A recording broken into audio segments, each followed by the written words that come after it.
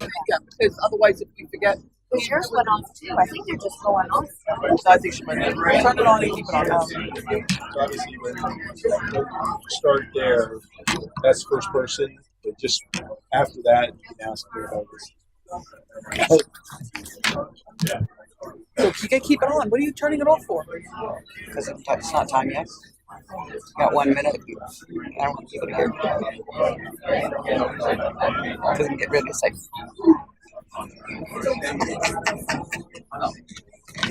There are a couple chairs up here if you guys want to sit.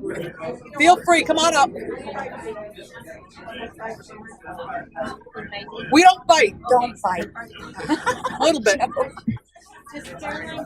Little, I bite a lot. I'm so excited we finally have 3 people for the Historical Preservation Commission. We can start. Oh, that's I cannot. That's great. Gotta be honest. I do, but I'm like, I type faster than I write. Ready? All right, let's go. Ooh, that was angry. Call to order the Citizens Advisory Committee special meeting for Thursday, April the 18th. Please stand for the pledge of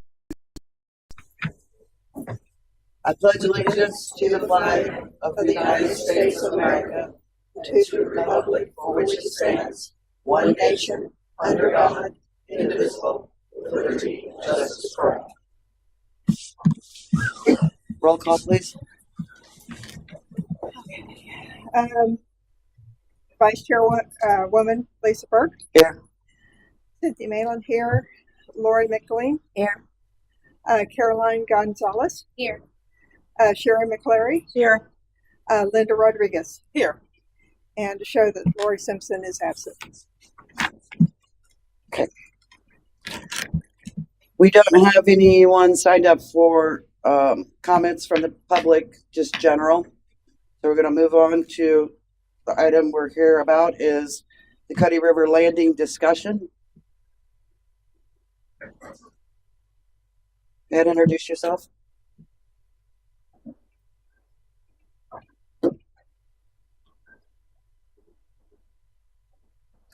We run the whole team. You see, crew here. But I'll let introduce yourself first.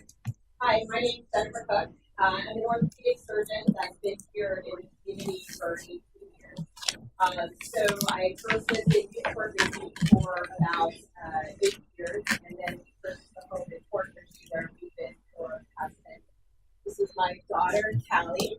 So she's 11.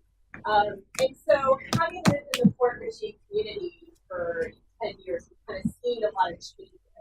We've seen Newport Richey, the downtown area, really become more developed, which has been very exciting for us.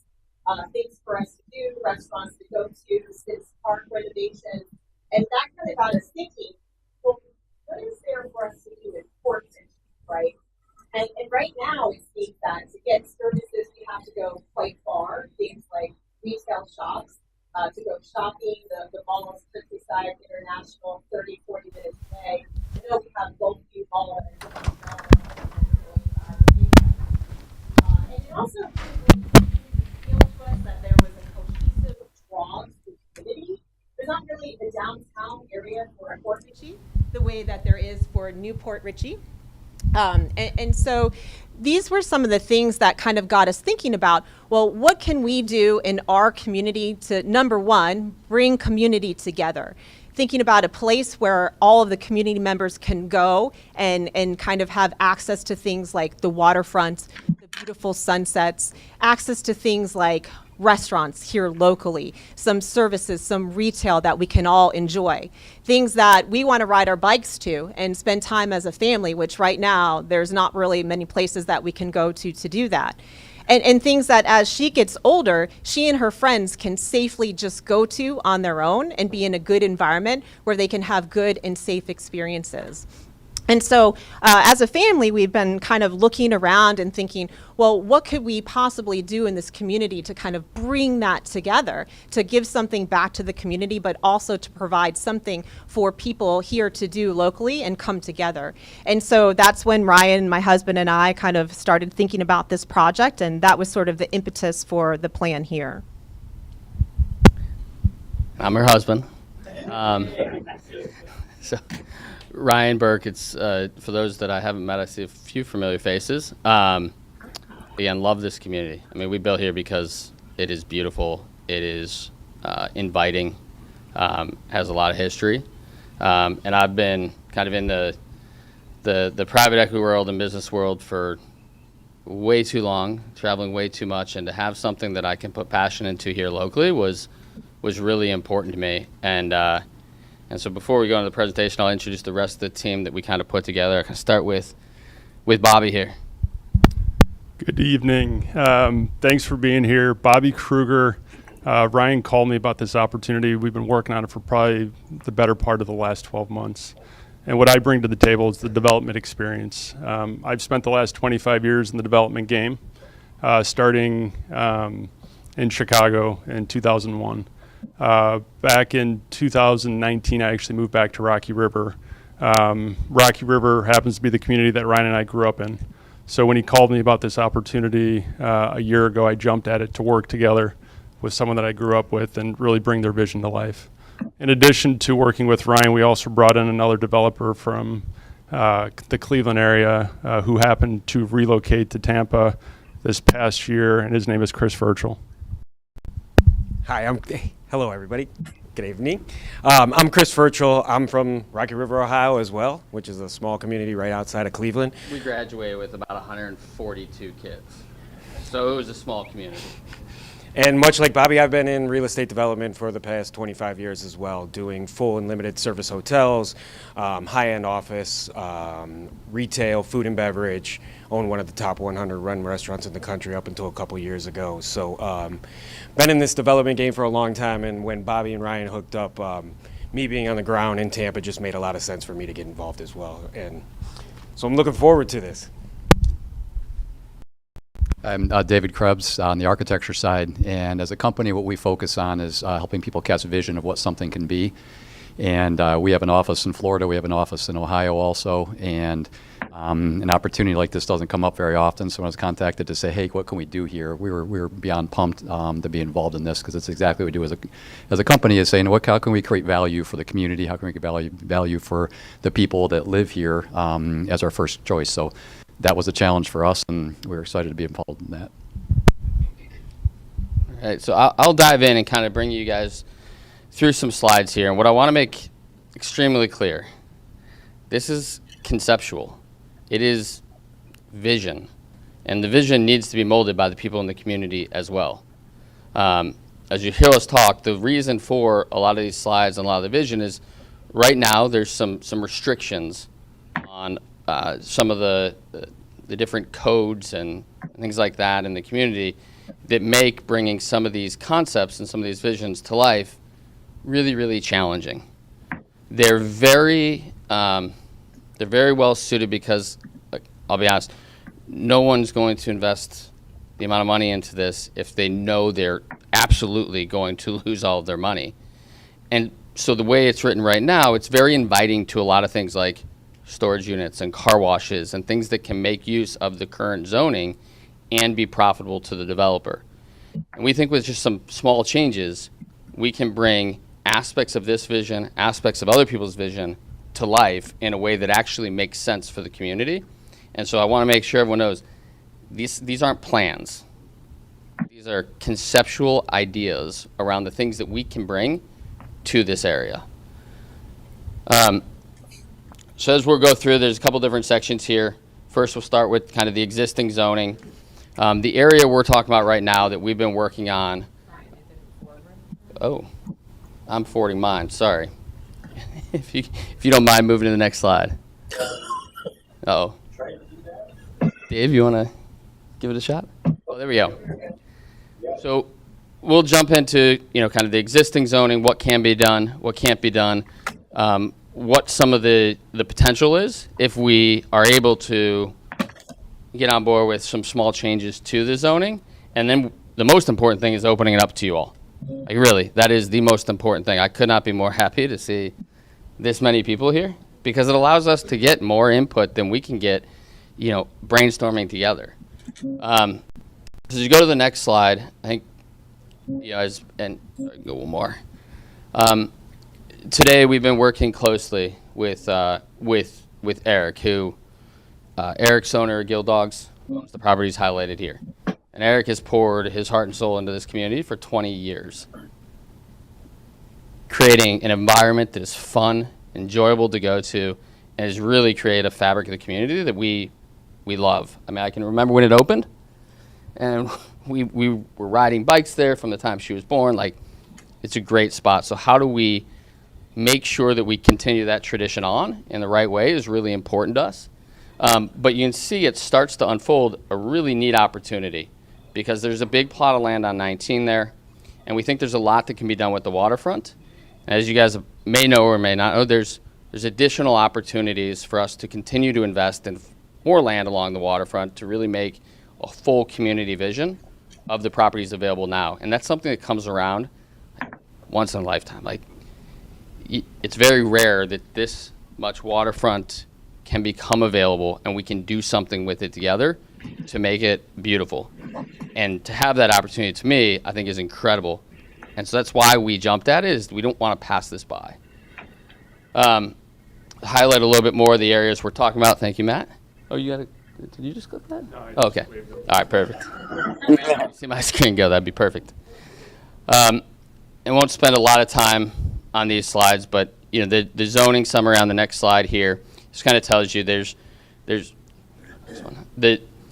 different zoning, but ultimately everything back on the waterfront falls under the water overlay district that has some unique zoning. I'll let David talk a little bit more about the vision in a second, but what is it zoned for today?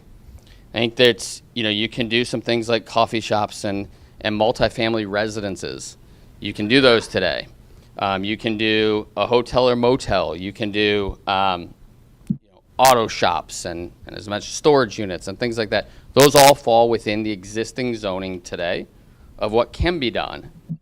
And I think that we want to see more than what can be done. We want to see what is great for everybody that's really, truly creating public access.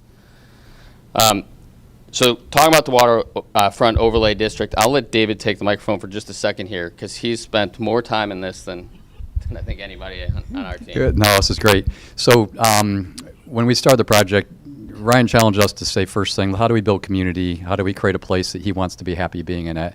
And on an architecture side of view, that's really rare for somebody to come with us and come and make that the priority, the first piece of it. So it wasn't about, we never even talked about how many units or this or that. It was, how do we create a place that I want to be? How do we create a community there? So it's almost a dream project for an architect because then also if you look at the water, this location, that's not going to come up ever again as a position. It's a very rare opportunity.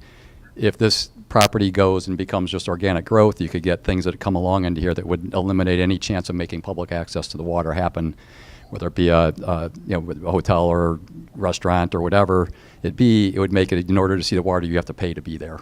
And so this opportunity came up. So what we did is we looked at the waterfront overlay district and looked at the things that we're trying to accomplish in there.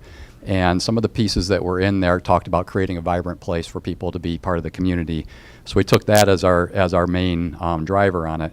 So the uses that we want to do on here are actually already allowed. There's other uses that Ryan was mentioning that wouldn't be ideal here. But there's also a lot of uses that are already there. So the restaurants, the shops, the apartments, retail, all those things are allowed, and that's what we wanted to capitalize on there. Take advantage of those.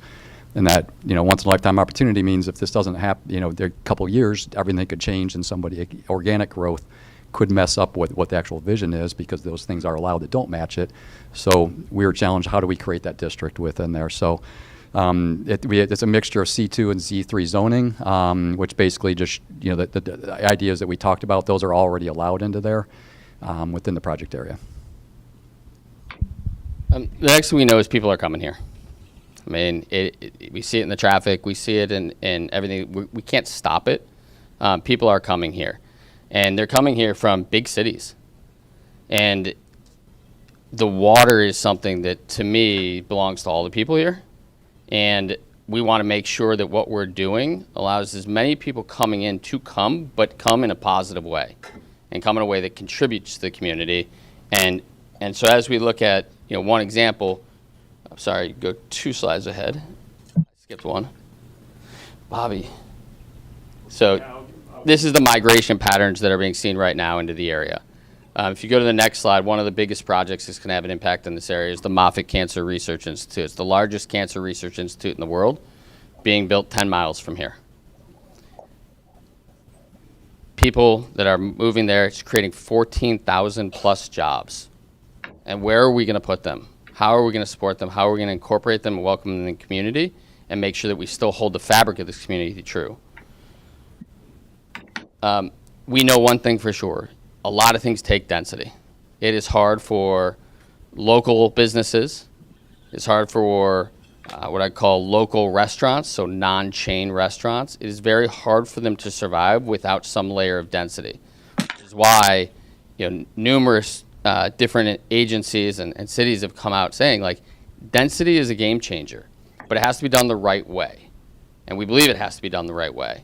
But you can't support those local businesses without people here to support them. And so that's a lot of what has gone into kind of our initial concept and visioning and what we're thinking through. I'll let David talk about district because this is very architecture-y of him, but go ahead. No, what we talked about in the office was how do we create a district? How do we create enough critical mass that people say, I know I'm there when I'm there?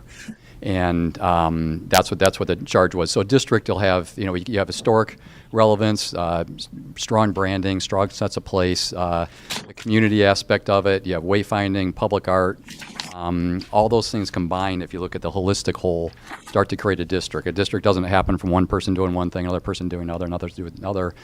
It's not a great way to create a holistic growth. But when you can start to look at a master plan for, which is what master plans are for, is with that you can start to create a district, a place that, hey, I want to be there. Did you go to that? Did you go to that place? And we know there's other places around that have that kind of feel. And I'm in it. I know when I'm there. That's what we're after, is can we create a place, I know I'm there when you're there. We thought a lot about what are the amenities that could be really useful to the community. Things like child care centers that, hey, not just normal child care, but if I'm going to go with my wife and want to grab a bite to eat, but, I want to have some quiet time, that got a 2-year-old, like they've got a fun place to play with actual people looking over them. Local coffee shops, retail. I think retail really needs a presence here. It's kind of moving away and would love to see some of that come back. Restaurants and choices in restaurants, but all have the density to be supported and can grow and can do more things. And so there are a lot of things, fitness centers, outdoor activities, things that we really think are important. And so we've just given some visuals of what some of those things might look like, and I won't spend a bunch of time there. Making sure we create enough green space.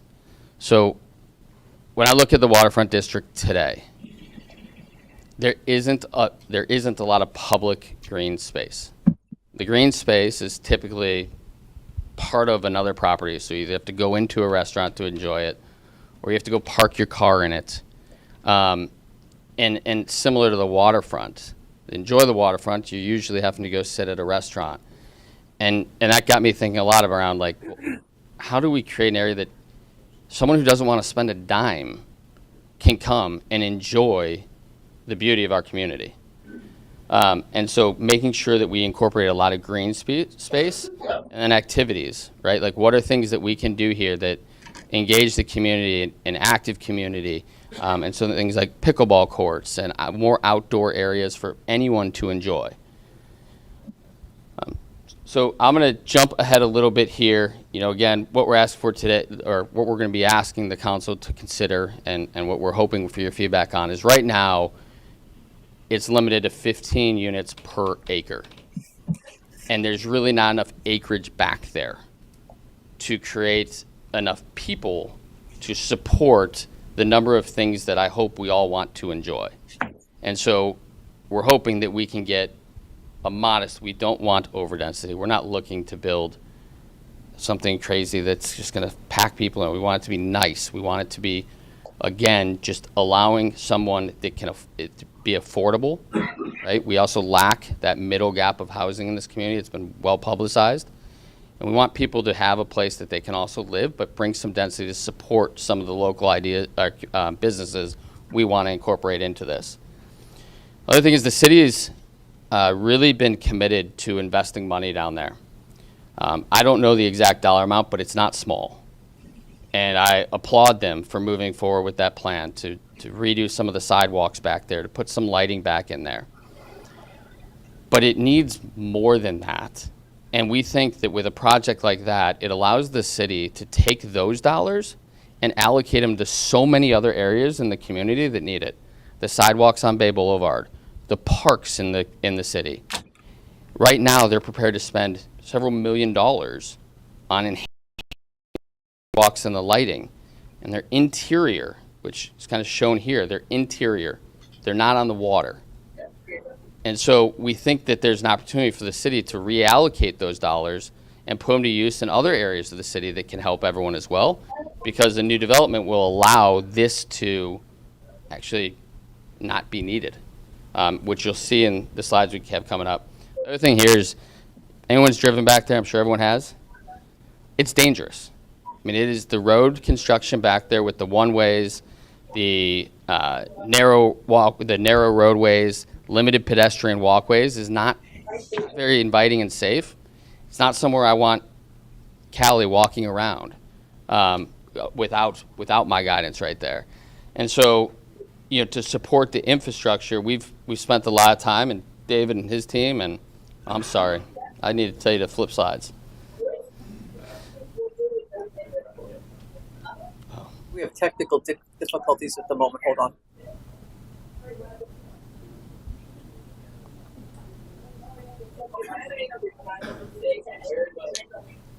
So this display right here, that's just Treadway coming in. Yes, and as we flipped the slides, I was not doing a good job of. Right. I want to flip to. That's okay. So if we flip one slide ahead.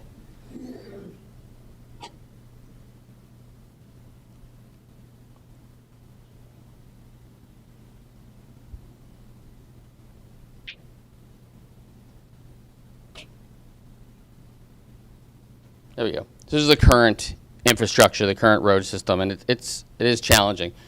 And so doing some studies, and David and his team working with some outside folks, we came up with the next slide, which is there is a better way to do it.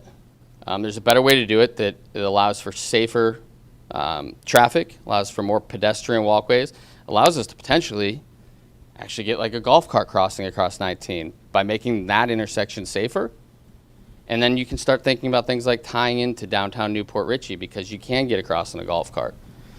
So we've spent a lot of time looking at can we help support the infrastructure that can then support the different visions that we've thought about, but then also the visions of the community as we get feedback from you all.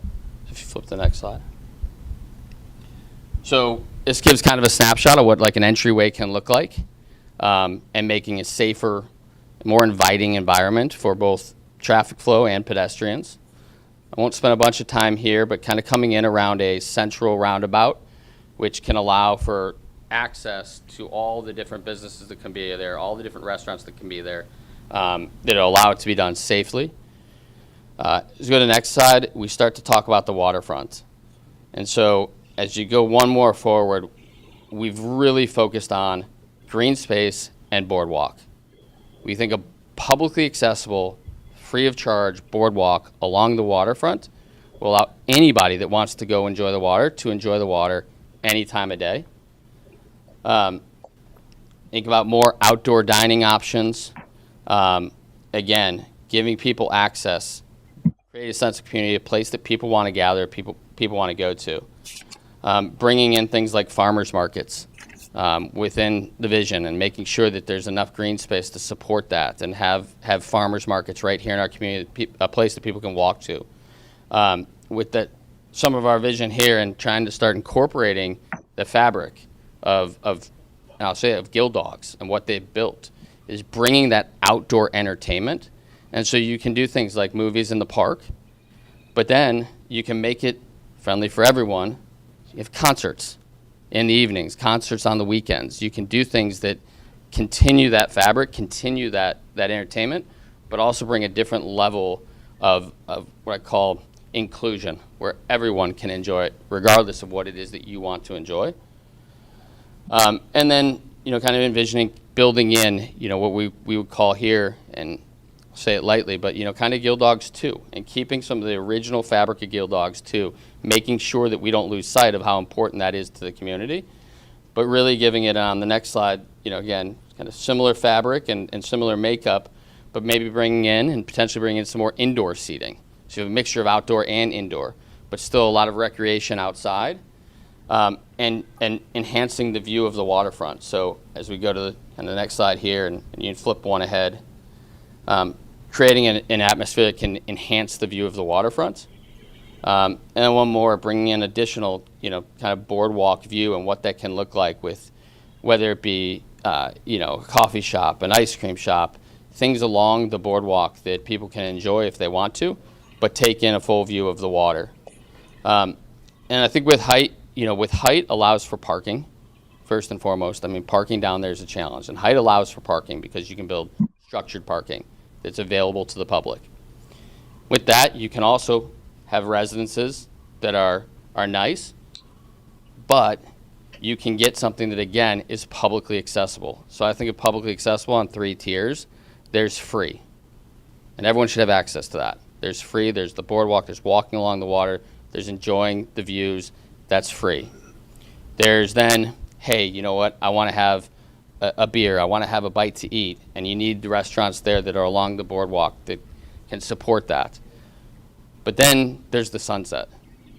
And so you can have the publicly accessible restaurant on the rooftop that gets a sunset 365 days a year that anyone can come to and anyone can enjoy. And so that's kind of the vision that we have. But again, these are just concepts. They're concepts that we can think about as we determine whether or not we can get zoning that would even allow for these things versus keeping us confined to what we see along 19 today, to what we see everywhere today. That's what we're confined to with the current codes. So another view, same slide as me. And last slide here. This slide is on here for a reason. This is the slide that's been taken and it's been put all over social media. It's been put on every different thing.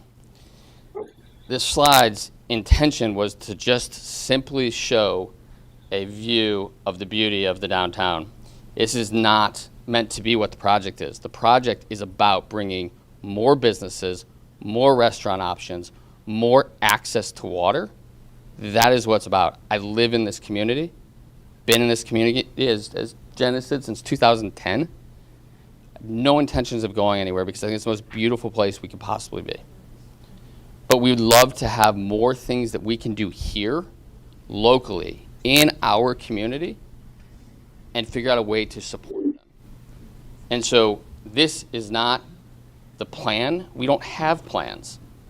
These are concepts, visions, but they're only concepts and visions that can be accomplished with the support of the city and some changes to the existing code.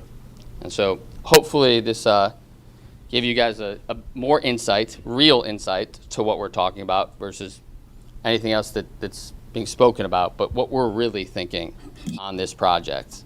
And then I think from there we just open, hey, Matt can guide me, you guys can guide me, we just open up to questions. Yeah, we're going to start here. Go ahead. So what is your target per square foot sales price that you're thinking for residential, for example? Ideally, I think we want to hit in the middle market. Like right now, there's a lot of places out here that are beautiful but not affordable for a lot of folks. And we want to be in that range for someone that's, I think, kind of a combination of supporting the employees and the workers down there with housing options that are close, that are affordable, and then call it kind of middle range. But we haven't gotten to that level yet because we don't know yet what the plan is. We just know that to do the vision, the things we want to do, we have to have some changes to height and density. But I think, anything you'd add? Oh yeah, and they won't be for sale. There'll be some for rent. It'll be a mixture. Is kind of how I view it. So they're just going to be rentals, is what you're thinking? No, so I think it's a combination, Combination. ideally, but we don't know. I mean, we're far from exploring that because right now we can't support it with the code. It's like there's really nothing we could do right now. Right, but I'm just trying to get an idea. Is it what level of clientele or what price per square foot? I'm just trying to get a range because if you tell me 200, that's very different than 400. But you must have some type of vision in mind, so that's what I was seeking to understand. Yeah, no, fair question. I think in the ideal world, it's a combination of both of those. Because right now you have, and it's like anywhere else, right? The waterfront condo or whatever is probably going to be that more 400 range. Mm-hmm. But the just off the water apartment can be more that 200 range on a rental basis. I think it's a combination so that everyone can enjoy it. I don't think it's one set price we're looking to go there at all. But it actually hasn't entered our mind. We're here now at the phase of like, we want to bring more access, and how do we do that and do it in a way that's economical? Got it. And what you're thinking, I mean, obviously we have a very bad homeless situation. And I've been, lately doing quite a bit of traveling. And I go to beautiful cities and there's beautiful parks, but there's camps everywhere of homeless individuals. So what you're thinking there, these are beautiful spaces conceptually. It's great. But when I look at some of those pictures, I see little camps all over the place or more places for, I'm just being really realistic. I love the city too, but I am concerned about that as well as a citizen here, that we could have more crime, we could have more homeless, and it could be a gravitational pull towards things maybe that we're not desirous of. It's always nice to look at a vision and you're looking at the best case scenario, but how are we realistic in our thinking, and what's your thoughts there? Yeah, so we're very, very fortunate in this area. Pasco County has one of very few very high-end abilities with the Pasco County Sheriff's Office, that they actually do architectural planning and site planning around just that to help any builder, anyone coming in, to understand the tactics and the things you can do to continue to maintain safety. And we've had, I'll call it, very early discussions with them, but we are going to welcome them in to help us, as well as the City of Port Richey, Police. We want it to be a well thought out plan around that because it's a very real concern. Just think it's just not a dissimilar concern that I have today with how it is today. And I think as mental health struggles continue to happen, we need to find better outlets for these folks to make sure they're safe and getting the help they need. But without that guarantee, we are incorporating and talking to folks that are experts in just that. One other comment on that was one of the best ways to do that. One of the ways is eyes on the street, people out and people living in neighborhoods too. And so how we set up the public space, how the lighting is, how people are viewing it, how the apartments are laid out, and can see all those spaces. It's a big win when you can do that. If it's just things that are only open for a certain period of time, like you can go into downtowns that close at a certain time of the day, not great place. You don't want to necessarily be there afterwards. But when people are living there, socializing there, staying there, living there, going walking their dog, eyes on the street, density makes a big difference. You had made a comment that right now it's zoned for 15 units per acre. What's your target? We're asking for 60. I think we can bend on that. We can move on that a bit. But that's, I think, about where we like to be. That's all I have. Yeah. Right now, the code is for 72 feet. What are you looking for? Now, I mean, that's pretty high, right? 72 feet is what, 6-7 stories? Yeah, I think the thing to consider there is at 72 feet, nobody has a view that's on the other side of the. No, I said. If I'm standing in front of a 72-foot building, I can't see the water. I think we're asking for more height so we can set back further off the water, so we can create a boardwalk for everyone to be along the water. And that's a key impetus behind more height. Because to me, 72 feet or 100 feet, doesn't make a difference if I'm standing in front of a building trying to look to the water. And so if we can create the same density to support all of this by coming off the water to create that boardwalk, and that would allow us to give everyone access walking along the water versus walking on the inside of the buildings. And so that's a lot of the ask there, is to get higher so that we can move back more, create the same type of density, create the same number of retail shops, stores, markets, green space, without having to sacrifice any of that, right? If to support it economically, and not, we're not doing this to lose money. I'm going to be very clear on that, right?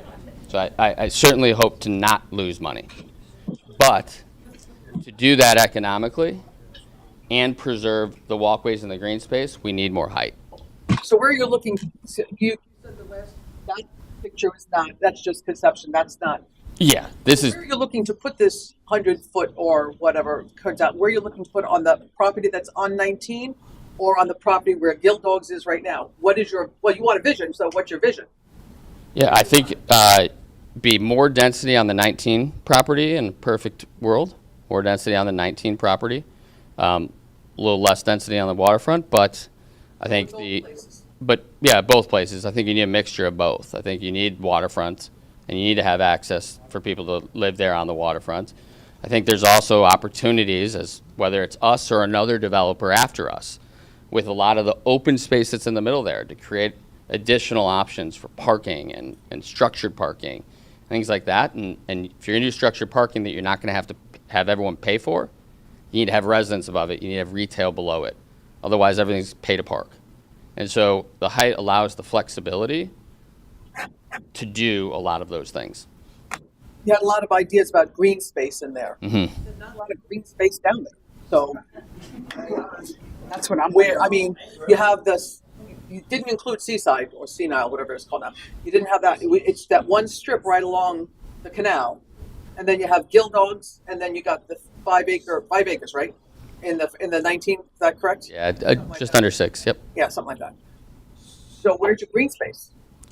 I mean, So the idea is not to stop here, but we can't continue to invest the dollars that we've invested so far. We can't continue to invest that. We can't continue to look to acquire the other properties without any certainty that we can do things to create the green space, to build additional retail shops, to beautify the area. We can't continue on without knowing that. Is a very, very truthful, honest answer. right. Well, I appreciate that. Opportunity is there. It's just, we can't move forward on that opportunity until we kind of know what the appetite is of the city, the residents, what is it that they want, and can we make it make sense economically? Because if it can't make sense economically, it That was the point I was going to make. The point was there's an awful lot in mind that's not going to fit on that property. oh yes, Obviously, your vision is bigger than Guild Dog's property in order for all of this to happen, including the green space, including the restaurants, including all of it.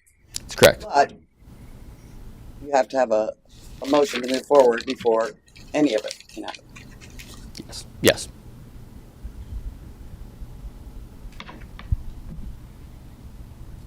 So, hi, I'm Cynthia.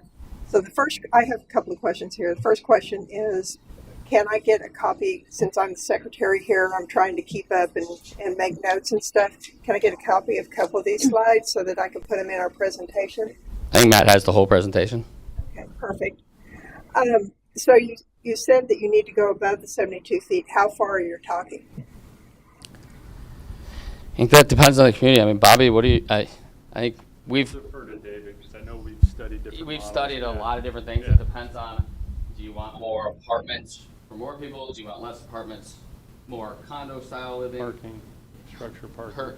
Structured parking, how does that fit in? So I think there's a lot, but David. Yeah, one of the ideas on the structured parking, obviously parking's an issue, and if we start, the more restaurants we bring in, a restaurant could need 100 parking spaces or something like that.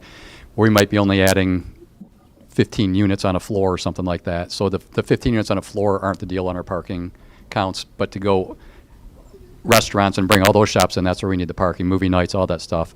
So what happens is if we end up with 2 or 3 floors of structured parking, and we can only go to 72, that only leaves us two floors of apartments up above. That's not enough density to go ahead and make the project work, nor is enough density, you know, besides financial, but it's also just the density to have people in the area to make a coffee shop work.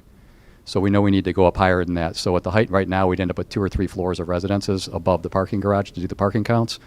Going up another couple floors doesn't really add our parking counts. It's only, you know, we might add 15 parking spaces to add a floor, so that number isn't very big when we look at that way. So the parking is actually one of the big drivers on the project, is to get the parking to work. So we say we're not exactly sure yet when we did, whether we're 4 or 5 stories or 5 stories up above a parking garage, somewhere in that range. That's where the numbers seem to start to make sense with the density to give the park space back. So that's really what some of these images in general are showing, something like that.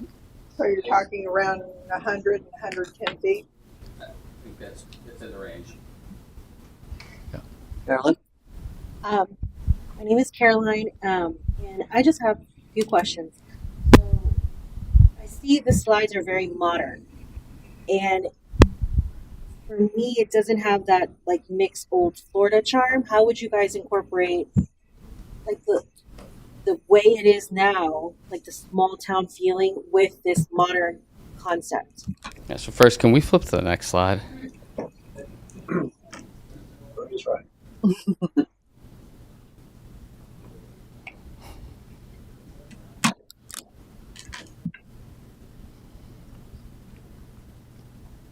Thank you. So that I think that's the feedback we need, right? These are just putting pictures as Right. Placeholders, right? More than anything. I think that's the feedback we need. I think we've got to be conscious of the community and everyone in the community. And so I don't think we perfectly know yet. I think there's blends of that. There's elements that need to incorporate the fishing and wildlife areas. I think there's a balance of elements that's needed.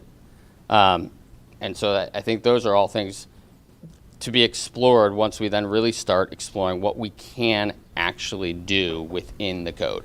Okay. You know, it's in the code, then we can start saying, okay, let's test. What looks good here? How does this look here? And start looking at the different aspects. I mean, I think you saw the one rendering we had, or the one picture we had that showed how we incorporate the tiki hut feel of Gill Dogs there. Not that necessarily fit in with the other picture, but it's important to the fabric of the community and important to everyone who's been a patron there, and the support that place has brought to this community for years.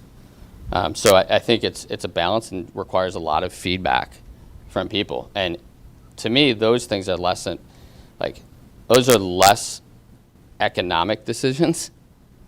Those are more personality decisions. And what do we want it to be? Yeah, I come from a big city in South Florida, so that's what it reminds me of. You know, metropolitan over there and everything.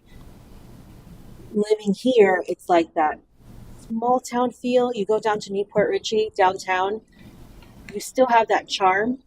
Here, it's like this high rises and everything.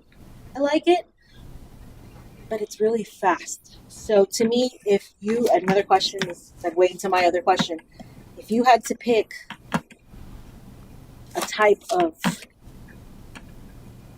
style or property or something that's going to be there, is it going to be more residential and family, or is it going to be more retail with restaurants, nightlife, things like that? Because that would make a big difference. Is it residential at a certain time they stop, or is it going to be, restaurants 2, 3 in the morning, things like that? What is the vision? Because like you said, once a developer comes in, it's going to sell it more.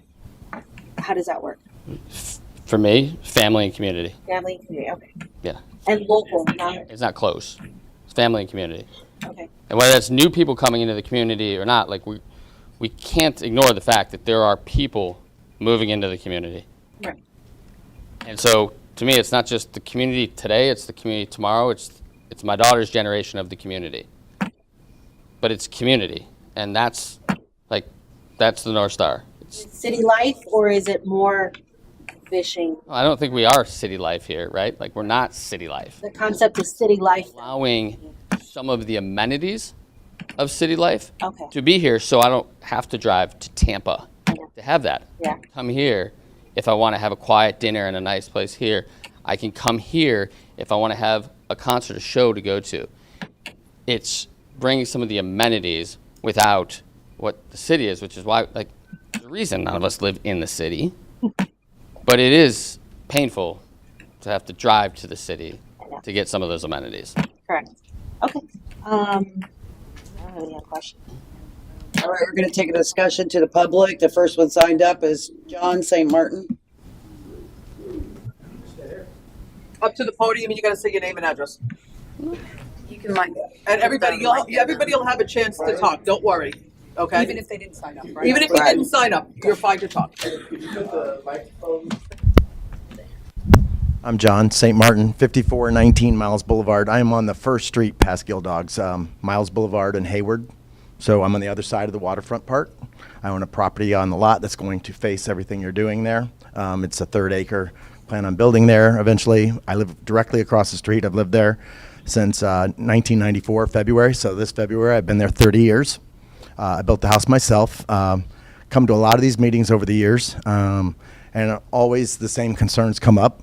I do know we have new council members, and we got a fairly new mayor, and some of the things that always come up are habitual and the same. You know, we go down this road and then we change things, and it doesn't end up where we want it to be. So we have a plan for a waterfront district, an overlay there, and it was all conceptual. I applaud you for talking about the lighting and taking over on that, but one of the first questions I would ask you is, are you going to carry that all the way down to the marina, past catches, or are we still going to be paying for that as well, and the infrastructure? I don't know if you've been here a while, but our water department is in big trouble. I mean, our water lines are breaking, they're rotted, they're pitted, and they leak all the time, and we are not replacing them, we are Band-Aiding them. I mean, constantly Band-Aiding them. And I don't know about you, but you're going to have nice drainage. One street over, you know what I got? We've got ditches on waterfront lots. We have ditches for drainage. We don't have storm sewers. We don't have any of that. So, you know, when I look at this stuff, I want to make sure that our infrastructure is going to be able to handle it. I look at the water department. I want to make sure the drain, the runoff, all that's there. And I'm telling you right now, I applaud you. I think it's great, because that's not the only stuff I have in the city. My business is in the city for 30 years. I'm right on Washington Street, my air conditioning electrical company. I own 1.6 acres on Leo Kidd and Leo Kidd and Sunglow. So I've got a lot of plans and a lot of ideas too, and I think I applaud it. But I don't buy into the affordable housing either. And infrastructure at 100 feet, I do a lot of building. I got my own investment company. It's not going to be affordable, and let's just say it's going to be $500,000 and up. You've got concrete and the foundation, and you're building to wind codes, and you're up against the water. So conceptually, it's impossible. So we need to face the fact that it's not going to be affordable. And I'm not fighting you on it, and I'm not saying I'm against it either. Okay? I'm just concerned because of where my property is and what I got to look at and what I got to do. I'm not saying no to it. I'm just putting all that out there. I worry about how this city responds to what you're doing over there and what the end result is, because we had a plan in place. And that's what I worry about. I think it's a very valid concern, and one I appreciate. I have been riding bikes down Bay Boulevard, and had my daughter riding in the street when she was 5 with a helmet on, because it was safer for her in the street than it was on the sidewalk. It's not just there. It's everywhere. But nothing we have done has changed it. A project like this generates millions of dollars in taxes and impact fees and things, retail, people coming to the area to enjoy it. It generates money for the city. The city cannot continue to survive on the tax revenue it generates. And we've proven that. We've proven it for the 14 years that I've been here. It can't. So to improve those things, we have to have a way to generate revenue for the city, because I want the same things changed as you do. Believe me. I really do. And there are so many different things we can point to. But we need the revenue to do it as a city. And this project, or a project like this, can bring a lot of revenue to the city. I talked about the dollars being allocated to the sidewalk. That frees up a lot of money to be used in so many other areas. We need it. There are a lot of areas of need within the city, and we haven't done anything for as long as I've been here. And so if we don't start doing something, I don't know how it continues to go. The money that it's looking to be invested here can jump here. If people are coming, we know people are coming. I mean, 14 years ago was a lot different than it is today. And I think that Ridge Road's not going to be a lot different in 14 or 15 years. That I think is kind of crazy.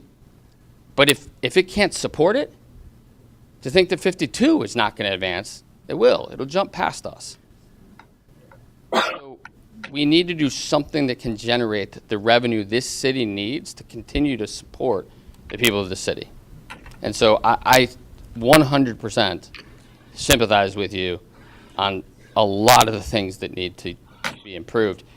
It's just, I think the council, the mayor, city managers, their hands are very tied based on what revenue they have to work with.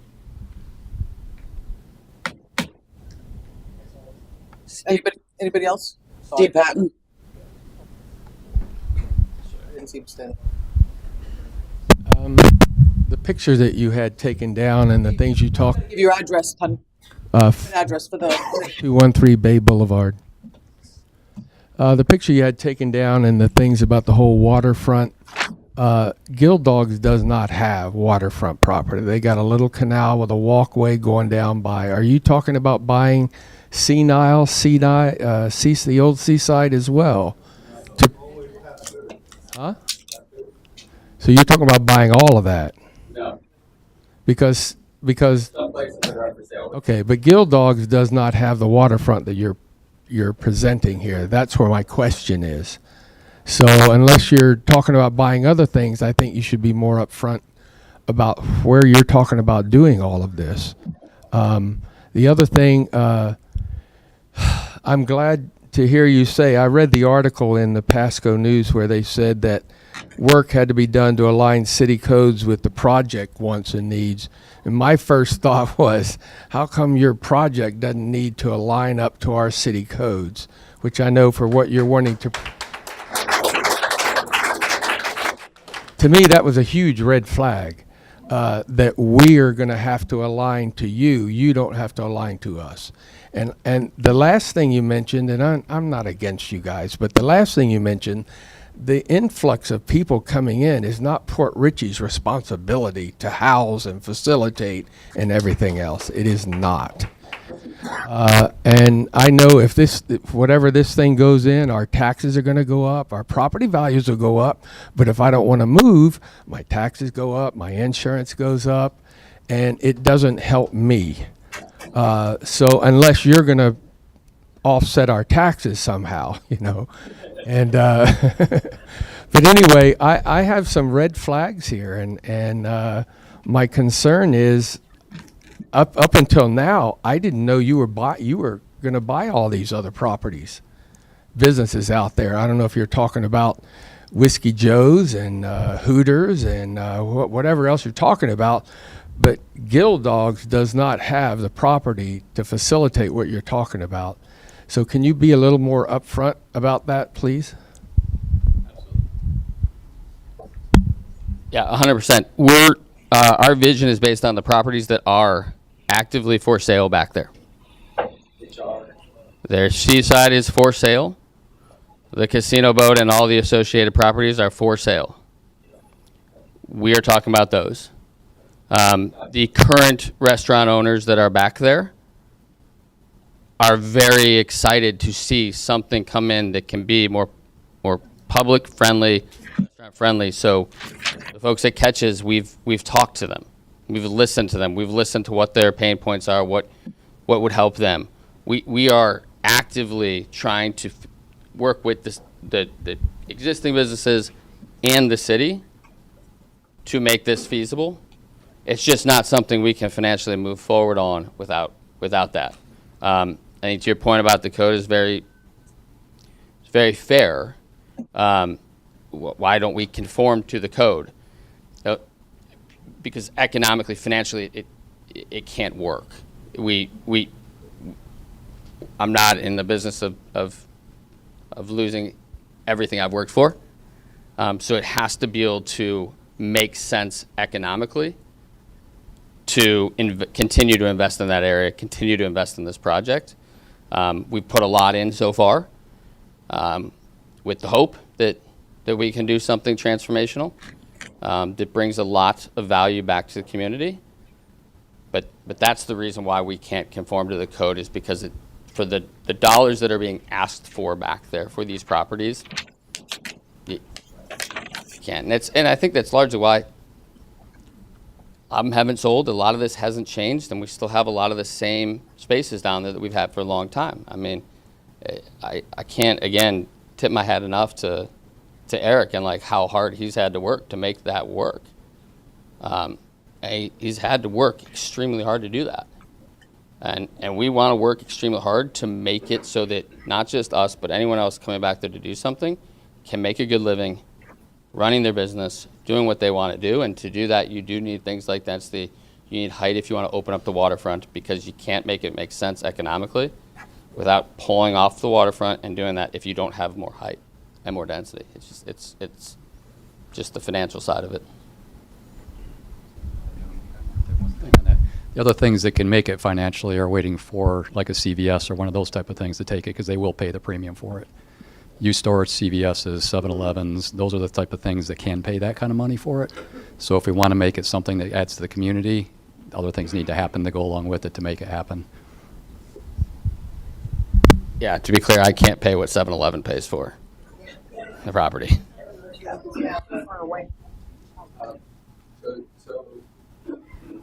I understand what you're saying.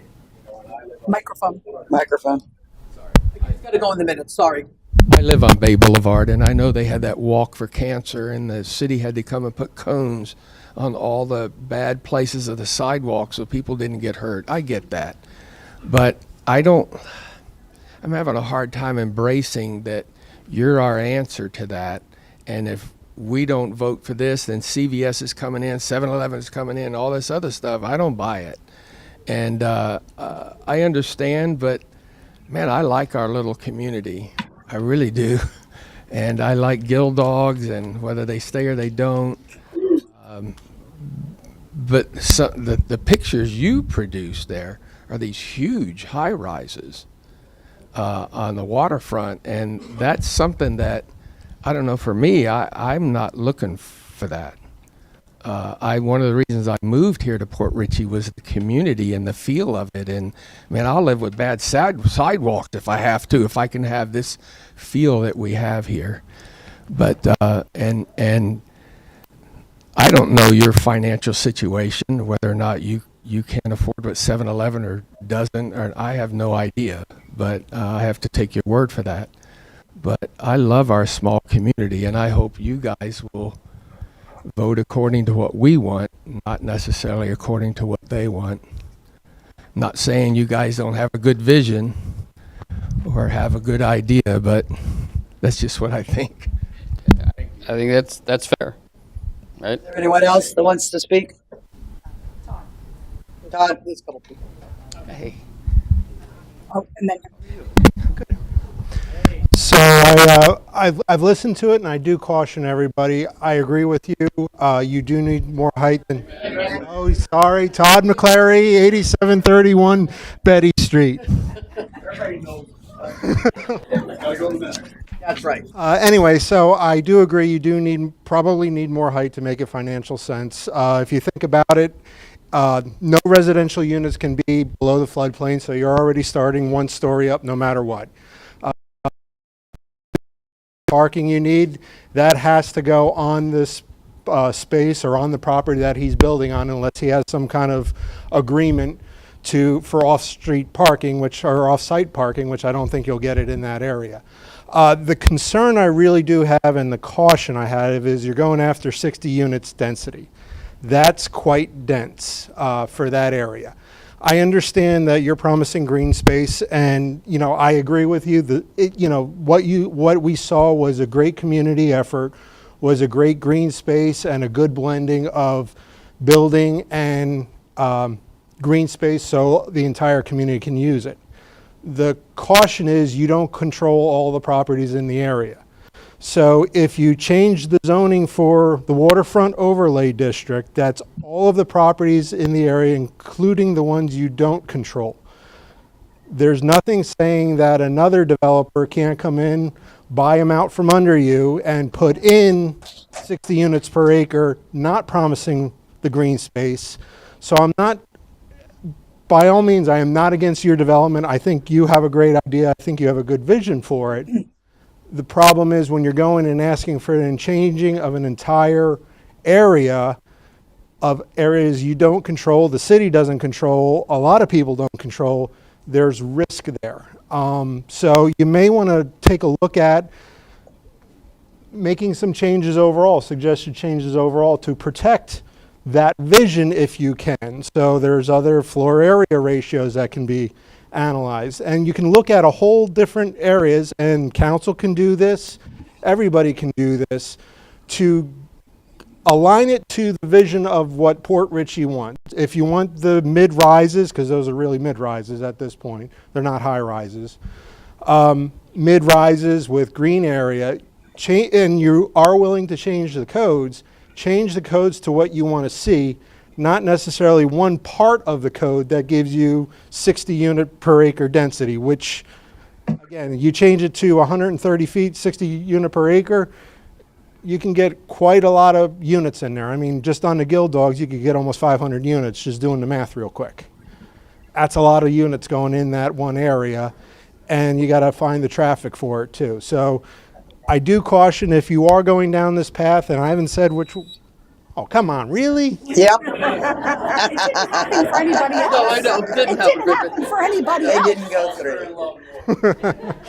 They didn't go through. I do say if you are willing to make these changes, be careful what you're changing it to, because there may be some unscrupulous developers who just want to make as much money as possible and densify it as much, and you got to be very careful with the changes you're making.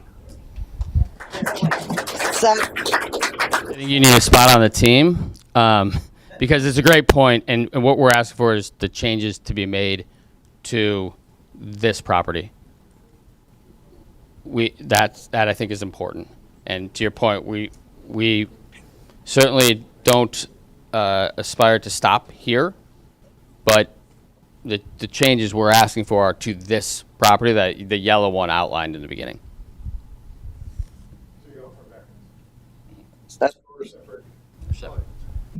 I'm not an attorney, so, but yeah. It's Seth Cap, 8150 and 8200 Old Post Road. First, if I brought this presentation, I thought we were getting an actual presentation of what the vision was actually going to be, not what we think about it. If I brought this to my bank as a lender, they would shoot me out the door. Let me go home. Number two, now just with this last storm, and this hurricane didn't even hit us, right? We saw a lot of flooding in the area. I saw nothing in this presentation about helping the mangroves that are in that area, nor where their water displacement is going to go, because as we know, water goes somewhere. And if we build this, right, it's not going to go into Gill Dog's property, it's going to go into my home again. Okay? And that hurricane didn't even hit us. So I want to see environmental addendums in this, some sort of money going towards environmental protection. Number two, how we actually get money for the city is through property tax, not retail. Brick and mortar is dead, okay? Retail goes to the county.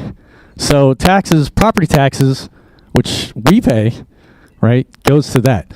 Now, if your property tax goes up, now, everything right now, as far as condos are concerned, are going about $200 a square foot, okay? And I know the next generation, our kids, can't afford that, right? So we're talking inflation right now is out of control. Big high-rise condos are going to be in that area. So you're going to see a lot of issues with if you're biking, your kids need to cross 19. 90% of the residents who live in Port Richey live across 19. So this is not accessible for biking. I think that's about it. All right, that's all I got. Yeah. Hi, I'm Laura Kuklis. I live at 8211 Brent Street in Sand Pebble. We were given a totally different presentation than this. I'm sorry. We were given a totally different presentation than this. I specifically asked how high, and they said 8 stories. I can't imagine having 8 stories over there. I can't imagine the traffic. I can't imagine the fishermen. We went and talked to people over there. They had no clue about any of it. We're talking about traffic on 19 that isn't able to handle it already.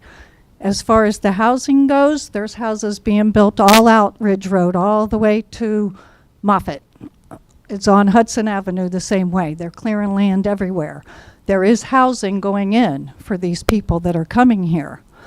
That little area is already dense. Yes, we need sidewalks. We need lighting. I get all of that. But there's other ways to get that. You could do a penny tax. People wouldn't scream about that, so that we could fix these things. This is like a little Clearwater Beach. I lived in Indian Rocks Beach for 50 years, and I left there because of the development like this. I came here and I found this little fishing village that I fell in love with. This is not what I want. I don't see any good coming out of this other than somebody's pockets getting all of the money. The green space, we have a park right there. We have Gill Dogs. Most of that is free already. Yes, they do require you to pay for a concert every so often, but those restaurants are packed all the time on the weekends.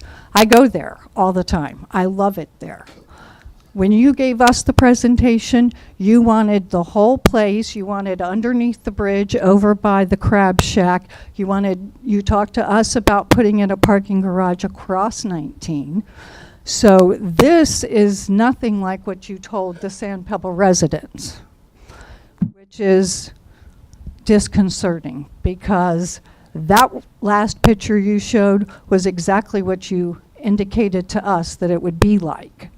And I specifically was the one that asked how high, and you said at least 8 stories. That's unreasonable in that area. It doesn't even go with the flow of the city with the Pithalakoochee River. That's not the way it is presented. It's a nice little fishing village right now. I feel really bad for the fishermen, because we talked to them. They were totally dumbfounded. They had no clue. We went to the bait shop. They had no clue. This is going to affect all of that entire area. The only place you wanted to keep was Hooters and Catches. I'd like to address that. The reason why we have a different presentation is because I think it was missed by a lot of people. I'm not on social media. I don't have Facebook. But I've been getting pictures from people nonstop asking about it. And what was missed in that, and we want to make even more clear here, this is all conceptual. This is all things that can be done with a change. Today, the way the code is, we can't create a boardwalk. We can't create a waterfront access area. We can't create the green space. And 8 stories, I think, is about what you calculated when you walked through with the garage, the going up. That hasn't really changed. I don't know how high that is, but I think that's in the realm. Am I wrong? And I think Sand Pebble is about 6 stories. So it's not going 5, 4 and 5. So that's what we're talking about. But I want to make that the reason the presentation is different tonight is because I did not make it clear enough, I guess, that this is all vision. We can't do any of this. We don't own a lot of the property back there. But it's a vision of what it can turn into if we allow it to support the next generation, the next business that wants to come in, the next restaurant that wants to open.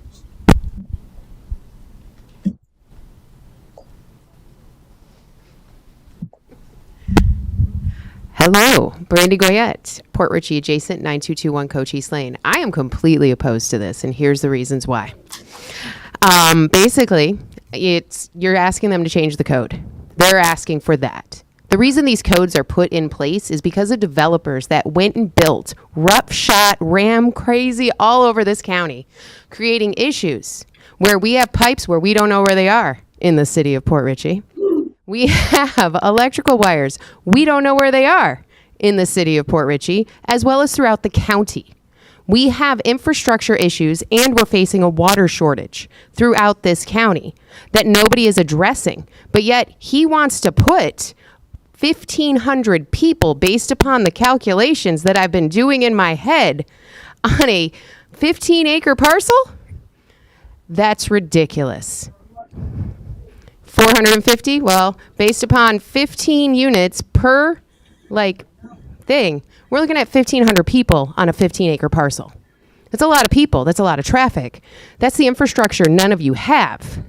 When we talk about the water shortage that's happening, the reservoir is already almost empty. When we talk about all of these things and how the people are coming here, nobody's planning. So the question becomes, will the city be paying for the expansion to the wastewater treatment facility that is going to need to happen? Will the city be paying for more water and sewage access and pulling up of the septics that are currently leaking into these waters? Will they be paying the environmental impact fees when they destroy the mangroves that are there and are part of the protected seagrass portion of that waterfront? Because they're going to. And asking you to change the code, I would like to remind you, they're all from Ohio. Ohio is the reason that we have the EPA. The Environmental Protection Act is because in the 1970s in the state of Ohio, the rivers caught fire. Because, yeah, everybody's like, oh yeah, go blue, Michigan rules. This is public comment, point of order. So this means you have to listen, not debate. Yeah, I wanted to clarify. I do live here. I know, but you're from Ohio.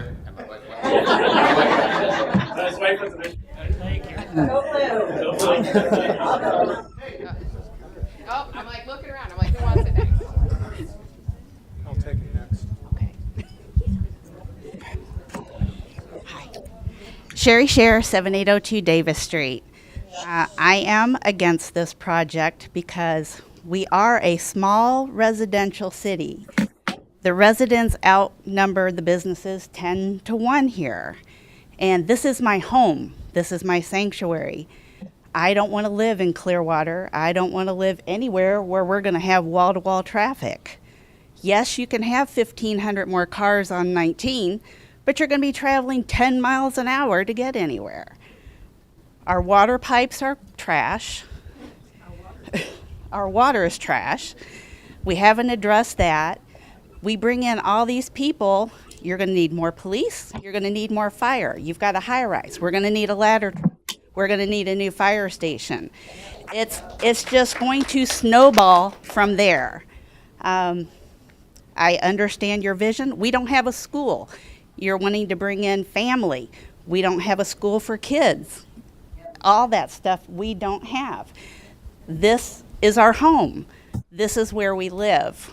It's a short jaunt to go to Newport Richey downtown, Hudson for a nice show. I've heard they're excellent up there. So your little drive of 50 minutes because you want to go to Tampa, that's not a hardship. We don't mind going if we need to go somewhere, but then when we come home, we want to come home to a nice, peaceful town. So that's my comment. Thank you. Haley. Okay.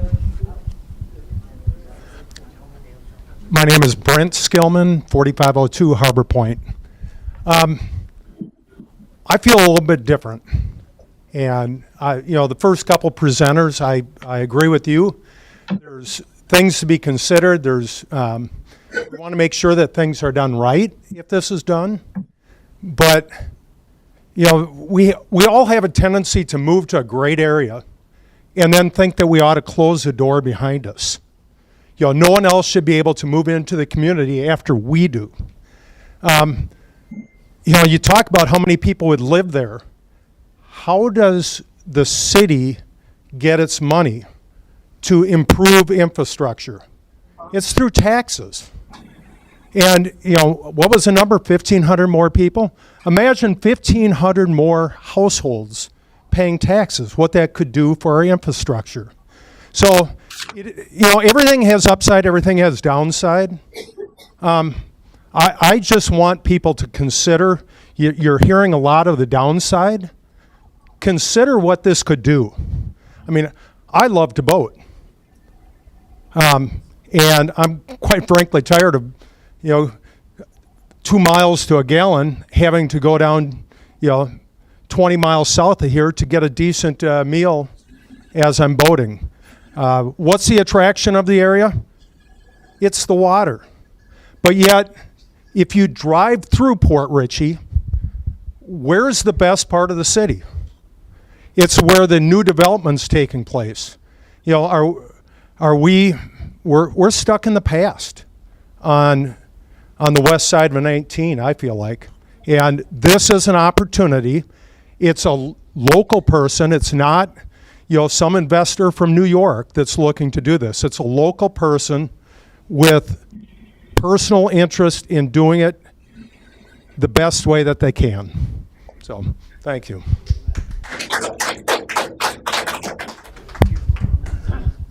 Hello, Haley Jackson, 6435 Lambert Lane. I think you and I were supposed to have a meeting once upon a time, but that never came to fruition. I am a longtime employee of Gildog, and we were really excited to hear you guys come around at first. We were under the impression that it was going to stay as is and nothing was really going to change. So you could see how we were a little taken aback when we saw the pictures from the Sand Pebble presentation. So that kind of really hit us all emotionally. We're having a really hard time communicating with our staff what's going to happen, what our future is going to look like. So that sucks. But beyond that, you know, you mentioned a lot of green space. I saw it in that. I also saw another presentation that was, I think, 49 pages long. That was a little more lengthy, a little more in-depth. If I could share some of those figures. The numbers, I'm sorry, I'm panicking. The numbers that it looks at says residential required, residential places that they would like are 1,012 units. And that's on the port, no, that's wrong. It's here. You don't own that land. You're saying. Understood, but that's your goal, right?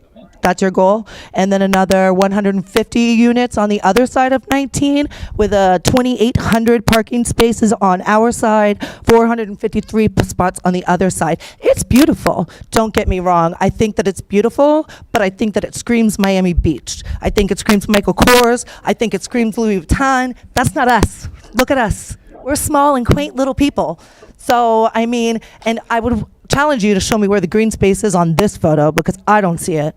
And, you know, that makes me wonder again with the mangroves, the ospreys, the beavers, the otters, the dolphins, all of that beautiful stuff that we have around here, where is that going to go? Because this looks like a concrete jungle. And that's not what we want.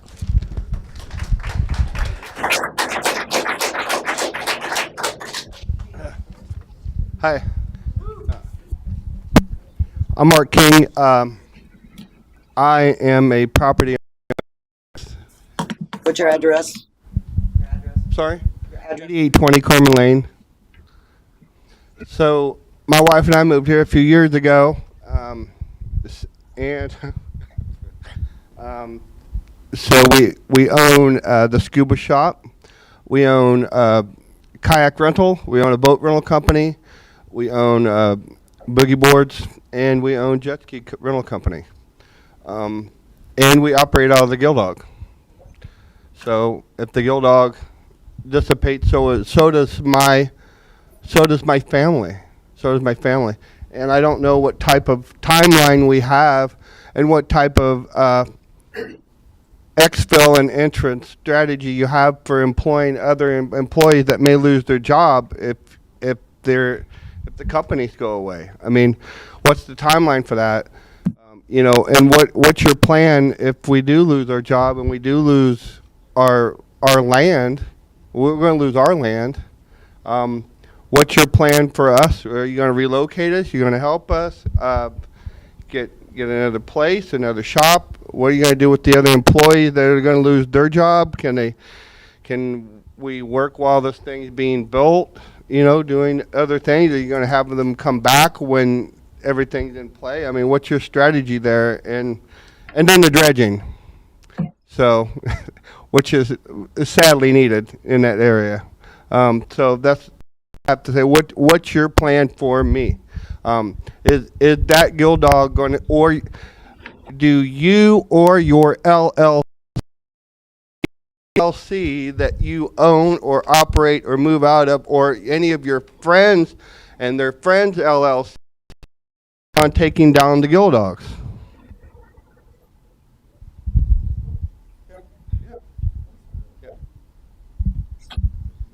So I think, again, our goal is to keep the fabric that has brought the community together, to keep it going.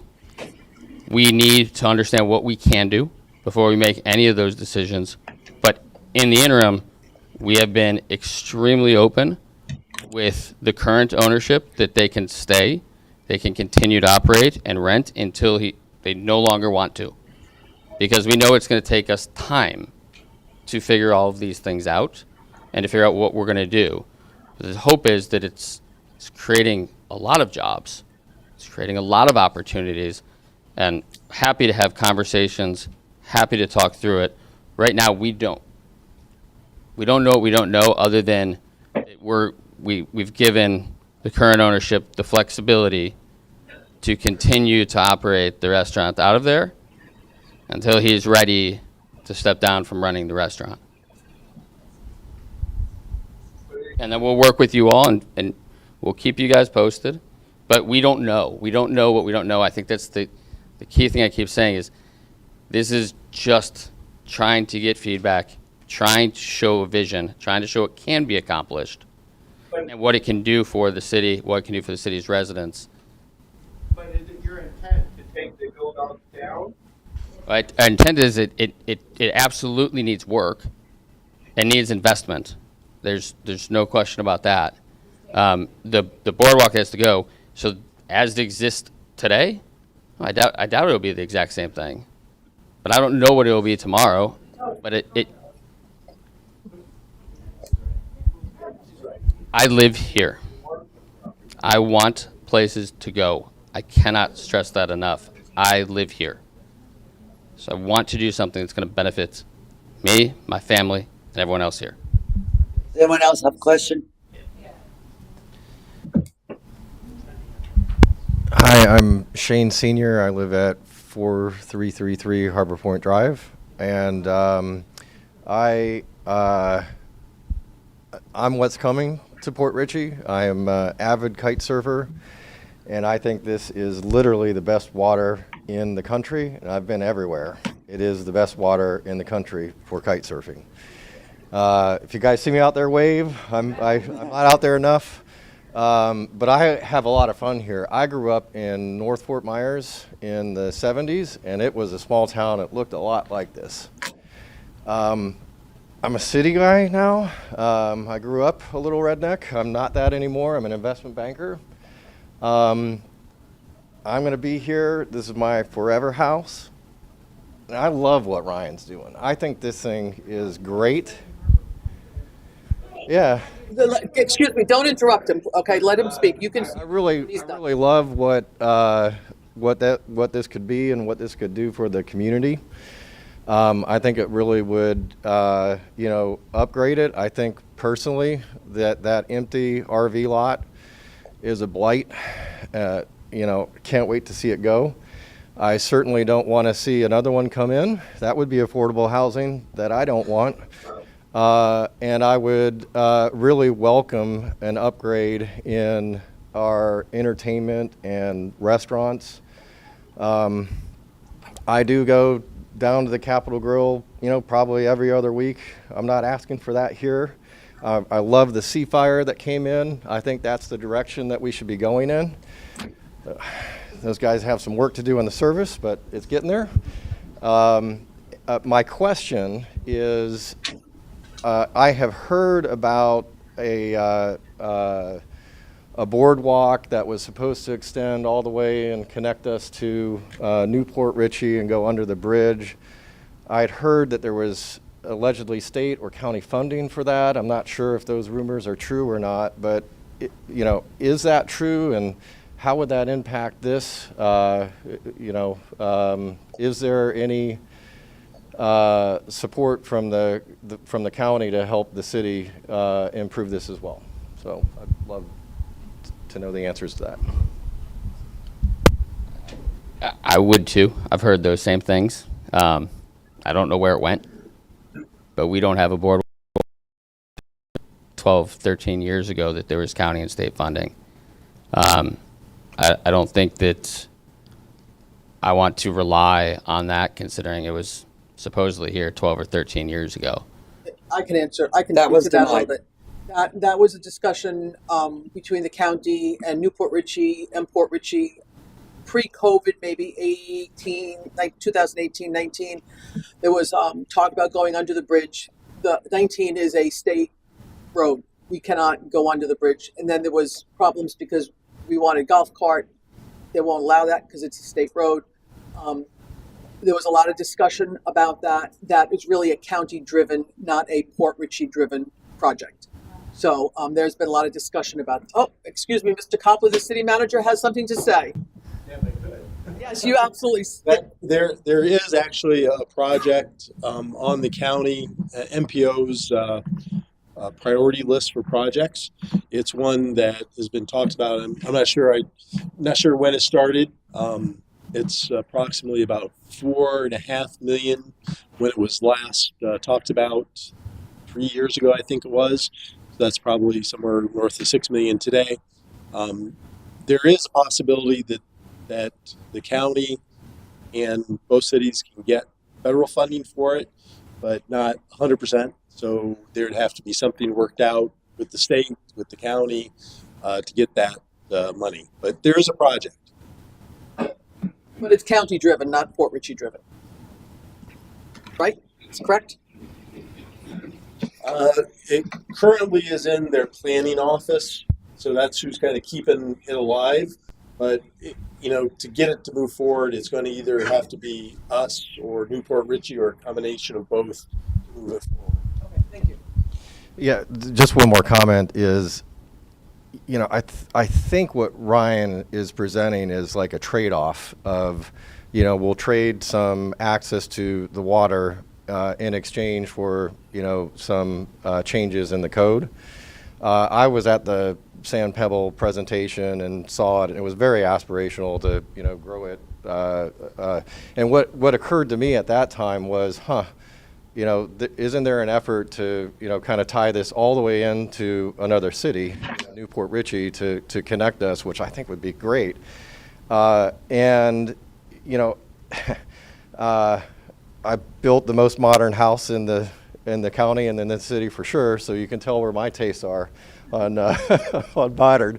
And I get that not everybody aligns with that, but isn't there a way as a community that we can start to take this in baby steps? Like, okay, if a developer does want to trade, some public access for a change in the code, would we be open to that? And then there's things like environmental impacts. I think there were some great points about that. Economic impact, like how would the infrastructure work? Those are all great questions, but could we not take that incrementally, or do we expect a developer, whether it's these guys or anybody else, to have to spend what I think is probably millions of dollars to get those answers on a what-if-a? And we don't even know if we're willing to take incremental steps. Like, how are we ever going to get something better than an empty RV parking lot if we can't take incremental steps to get a better project, in the city? Thank you. Who would like to speak next? Is there anyone else wishing to speak? Someone back here, this is Elaine. Back here. Elaine? There.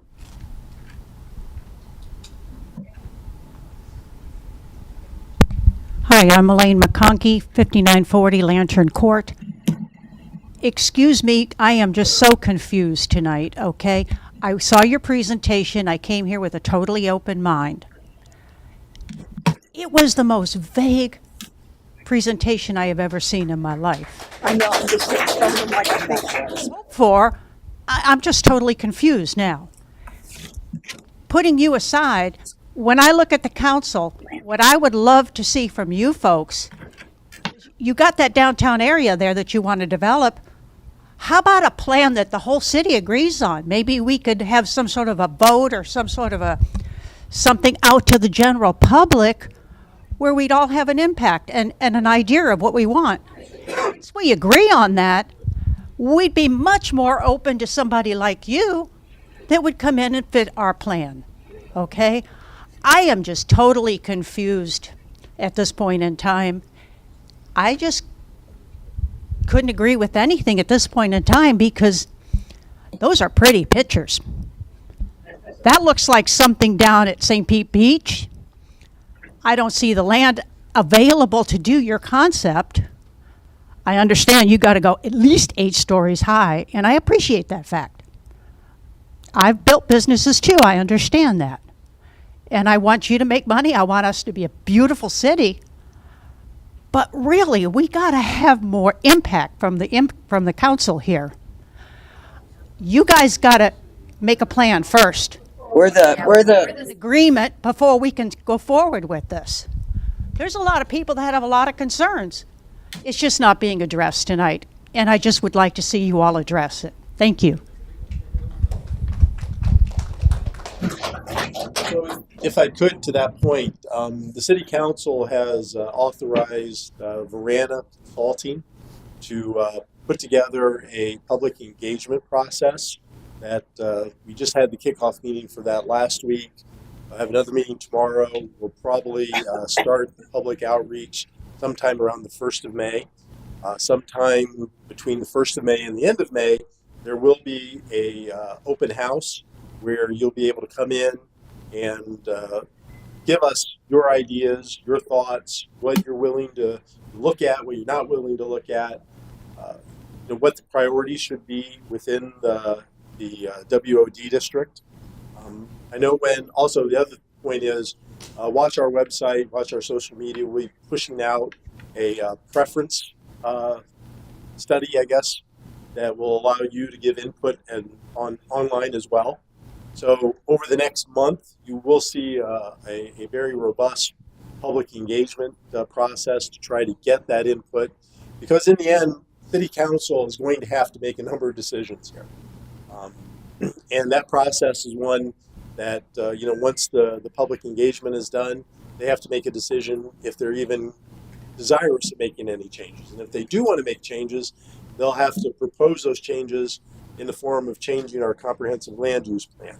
And that will have to go to Tallahassee for their review of all this, as well as all the different agencies like SwiftMud and DOT, all the agencies that always have input on community land use plans. They'll have to have 60 days to make that. And then they'll make recommendations and possible changes. And then it again comes back to the city council. And in that process alone, there's going to be public hearings that the council will have to have.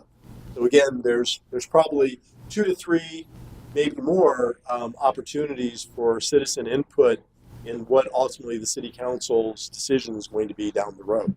So I just wanted to let you know there will be that public engagement. And I think tonight, at least from my perspective, and why I thought this was a good idea to start, bringing forward what their ideas are, is to start the discussion. We're, although it's compressed, we're at the beginning of a process, and I feel for them because I know they would probably love to have a lot of concrete ideas for you today, because that means they're a lot further along in the process. They're not, and the truth is that what we're doing right now as a city, we should have been doing 10 years ago. Right? Yeah. And I think council understands that, and that's why when the developers, Ryan and his team, came to us, it was okay. We need to get our act together, because we don't know what we want to be yet. We have an idea that was put together back in 1998, 2000, in that time frame, and I know I'm not the person I was in 2000. And so we as a community are not the community that we were in 2000. And we have to understand that there are going to be changes in our community. Council believes first that they need to understand what you believe those changes are. And that's the process we're starting, I guess unofficially tonight, probably officially around May 1st and ending hopefully by the end of May. So council can make informed decisions. So I just wanted to kind of put in perspective, what the next 30, 45 days are going to be for all of us as it relates to what the future of the waterfront overlay district can be. Thank you. Hey Doc, see you Monday. I'm Rob Cameron, 5800 Queener Avenue. I don't like guild dogs. I sit in my front yard and listen to music, and I live on the other side of the 19. No, it's a great place. Quick, do you? Just those bands are pretty good. Do you even own any of this property yet? Physically? Yeah, under contract. Under contract, correct. Okay. So I know a lot of people that I talk to, they're worried about Guild Dogs going to be closing tomorrow. Actually, they thought it was going to be closing on Tuesday. So this is probably going to take months, years. So I think all the people that are asking me questions about Guild Dog and Senile Cove, they're going to be there for a while. It's not going to happen next week, December, or next July. Accurate? Pretty close? Yeah, it's true. I know that, yeah. In the near future. Yeah, So, there's a lot of people freaking out that it will be gone, right. I'm not totally against. I just, my opinion is, the corner on 19 would be great. That'd be a good spot to put up, I don't know, however high you want to go, because that right now is doing absolutely nothing. The waterfront would be good, and I know you need more land than what's already available. So, I'm in the beginning. I'm not totally against. I'm not totally for. I know a lot of people. That NIMBY. Hey, it's got to be done somewhere, and this is a great area for it. Like I said, I live on the short end of Queener Avenue. When I lived there, bought my house, there was no one around me. Yeah. 2 years later, I'm swamped with people, all brand new. So yeah, and I think that's these are all for sale. Yeah. And so, someone's going to buy them. Right. Right.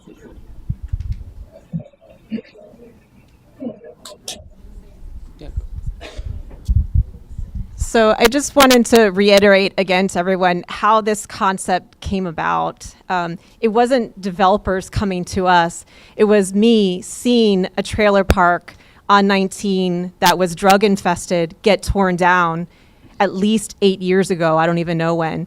And nothing has happened in that area yet, right? It was me who walked around the Seaside Inn. I didn't know it was called Senile Cove, so that was new to me tonight. But the Seaside Inn, and the boardwalk is falling in the water, and we had friends that came to visit, and I'm trying to show them, look where we live. Look how awesome this is. This is paradise. And my foot is literally falling through the boardwalk. And that's when I said, what can we do to try to help change this? Because we've lived here for 10 years and we haven't seen anything done. And it wasn't that we said, we want to come in and do it this way and do this. We said, we want to make it nicer for everyone. And how can we do that? Like, we live here, we're not going anywhere. My daughter goes to school here, she's not going anywhere. And your kids and your grandkids and people that come to visit have a nice area, not an area that's fallen in the water, rotted wood, things are falling apart down there. And so we just started strategizing about what can we do to make this area great. I live and work in the community. As I said, I'm an orthopedic surgeon, been here for 18 years. I've taken care of a lot of people in the community. This is where I live. This is where my patients live, and I want to make it nice for them and their families. And I'm not saying that this is the right idea, but this is at least a start for us, right? Because no one else is coming in, unfortunately, and suggesting anything. No one else is stepping in and saying, hey, you know what? I got this money. I'm going to do this. I'm going to make your community nice. And when we've lived here for this long and it hasn't happened, we were just thinking, what can we do to bring that in? And this is how this all started. And we're not saying that this is the right answer. It's a thought. it's a dream of how we can make this a better area for all of us, not for just us sitting up here. It's for the entire community where I live, where my patients live, and that is really the impetus behind this. So I just want to reemphasize that again, because I think sometimes these things get lost as we go down this, hour and a half conversation, and we start talking about things which are valid points like environmental impact fees, but we can't even get to that point if we don't think that the community is going to be behind us. When you build something, and sure, I know a lot of you have built things before. I built my office. Like, I didn't even understand the impact fees, but all of those things come when you start the building. So I don't think that they're going to have the answers to that right now. And I'm not a developer or contractor, but I think that those are the things that come when we start to get further along in the process. But right now, we just want to see, is this process feasible? Are we going to be able to do something to hopefully better the community? And can we get the input from everybody to say, okay, well, I think that's reasonable and that's not reasonable. And I can promise you, Michael Kors is not going to be coming to the area. That's not what this is about. It's not about those high-end shops. There's no way something like that's going to go in here, because that's not what our community is. Our community is more grassroots. It's mom and pop. It's local stores. That is what the dream is here for this. It's not to have those other types of things come in. So I just wanted to emphasize that, because I felt after listening up here for a while that we were kind of not getting that point. So I just wanted to make sure people understood exactly where this came from and why we want to do it. And if other people wanted to come in and do it, we would be happy, to entertain that, but we just don't see it happening. And we see that there's a lot of potential for this area. And so this is one way that we feel we can give back to our community.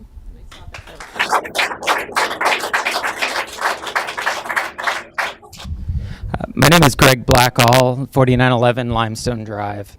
I'm a fifth-generation native Floridian. I'm also a real estate broker that's licensed in 7 states. I can tell you guys, we all agree that the infrastructure in Port Richey needs renovation. I think everybody in this room would agree with that. What we're not talking about here is when we add hundreds of people, we're talking about, yes, that's going to bring tax dollars. What we're not talking about is that those tax dollars are at least 2 years behind. We're going to add hundreds of people 2 years before we're going to see the tax revenue to fix the infrastructure that's already broken. That's the problem.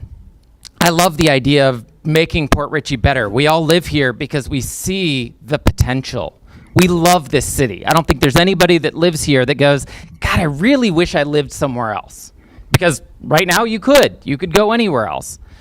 We all love this city. And I don't think that what you're proposing is a bad idea. I really don't.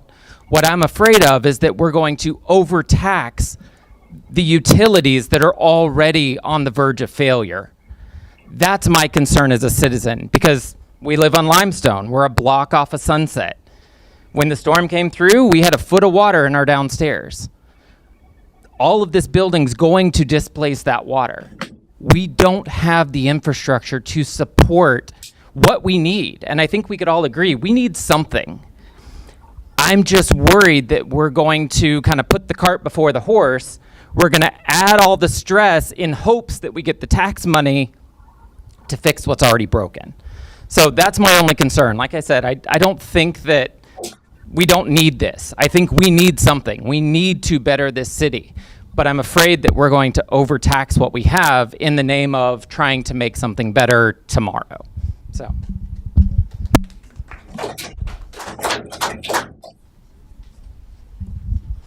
Michael Ferez, 5045 Waterside Drive. I am a developer and a builder. Friends with, I think, a large part of the crowd here. Can we make sure he's got a timer? Yeah, you could. They started it. I am long-winded, sorry. I think the biggest part of the problem here, and we've touched on it a whole bunch of different ways from different sides, is that the pictures are daunting. They look really nice. They're great. I think that scared a lot of people. I think the infrastructure is not going to get taxed as badly as you think it is, because this program is going to take an extremely long phased time to build all these pieces in. So part of it's going to get built. That's going to generate tax dollars. That's going to start building the next phase of it. That's going to start generating tax dollars. I'm not currently, there's not enough information to be for or against anything right now because there's not enough of a plan to be against or for yet. I think everybody here's all about the idea of bringing in revenue to the city and having better places to go hang out on the waterfront, because we tried in 1998 to build a waterfront overlay district, and we've been trying to get state money and federal money to try to make that happen forever. We've been trying to get the local businesses down there to follow that plan and put their own street lights up on private property that matched that overlay district. It just doesn't work. I love the idea of bringing in a community development. I don't think that we're going to overtax everything. I think that's going to set it up. This sets up the plan for building out the pieces. I think part of the problem for the citizenry from your side is you're in that stuck spot when you're trying to do development of trying to show enough of the plan to get everybody on board, to get, like you said, incremental steps from government that say, yes, we're willing to have the conversation. Now show us some more of the development so we can actually say yes. They're concerned that they give you, because the city has made some bad decisions in the past and made code changes and written things in, and then people have taken advantage of it. I think the citizens are concerned that the government gives you the green light and gives you 120-foot clearance in the entire district, and before you can buy all of that property, somebody comes in and puts a Howard Johnson's up, right? So I think part of it is just the fact that we don't understand all of the pieces, right? You guys can't plan for it yet because you're not going to drop millions of dollars into designing something that you don't know you can build without their help. You guys don't want to say yes to giving them access to build anything without seeing a plan for the overall thing. So I'm very happy that you brought up, that was one of the things I wanted to ask about, was what is the procedure for getting to the end of this, right? We have the ability now for them to come in. Do I have to stop? I'll be very much brief. I'll be brief just past this. I like the idea of doing this the way we did the waterfront overlay district revamp, right? Where we come in here as a town hall, we lay out a possible plan, right? I know the architect doesn't want to draw things, so he's not going to draw things for free. I work with you guys on a lot. Right, but having a rough master idea of where the mid-rise is compared to the waterfront, compared to the boardwalk, in what could potentially be that space, and how it flows in the waterfront overlay district, how all of that could work together, so that you guys can give your input on, does that fit the flow? Does it fit the feel? Nobody wants to see Gildog go away, but you guys weren't taking it away. You were incorporating it into the ground floor of that building, right? So imagine Gildog that's there now, but now rolled into the bottom of that ground floor, and now it's part of that infrastructure, and the look and feel and all of that carries in. A lot of you guys, I'm sure, have been to other communities where there's, a Margaritaville. It doesn't match the high rise behind it. It looks like Margaritaville. It looks like you're in the Keys, right? So that's their plan. It sounds like, and again, this is just my opinion. It sounds like their plan is, look, this is kind of what we could do. What's your feel? Of course, the initial hit is, I don't want a 10-story building. Our initial hit was, I don't want to look at a 10-story building sitting where Seaside is. It'd be in my backyard, right? But that's not the plan now that you've laid out more pieces of it, right? Now you're talking about a tiered step, starting at the waterfront, working its way back toward 19 for the high rises closer to the mid rises closer to 19. A little bit of that stuff up front, worked into a restaurant plan, worked into all those pieces. I don't know if we can support the number of density that you guys want, but that's why it needs to be a conversation, right? To find out what the citizens are willing to put up with for density and what traffic patterns can put up with can support the economic build of whether it's a feasible investment, right? Whether it works or not. I think a lot of the people that are gonna come down and frequent that waterfront and all those restaurants are gonna pour in all of that stuff that's being built around the Moffitt Cancer Center, so you are gonna from there. I think that you could build something very cool here, but I think it needs to be a conversation. And it sounds like that's the plan. It sounds like a running conversation is the plan. So I'm very for the conversation. I just like to see that, they want to see more development. You want to see some give before you put more money on paper. So, I mean, seems like maybe we can get there.